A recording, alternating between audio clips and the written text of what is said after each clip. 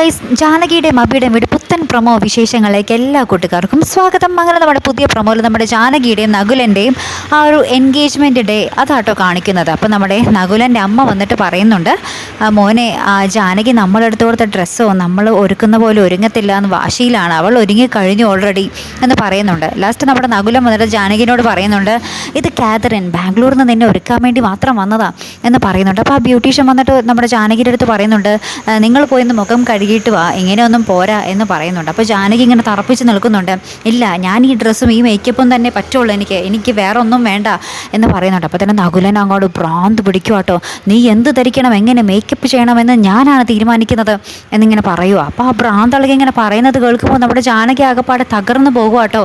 എന്നുവെച്ചാൽ ഒരു കല്യാണം കഴിക്കാൻ പോകുന്ന ഒരാളുടെ സ്വഭാവമാണ് അതിക്ക് മുമ്പേ അറിഞ്ഞത് നമ്മുടെ ജാനകി. അപ്പോൾ ആ ഒരു കാരണത്തോടു കൂടി ആയിരിക്കും നമ്മുടെ ജാനകി ഇതിൽ നിന്നും പിൻവാങ്ങിയതും അല്ലേ.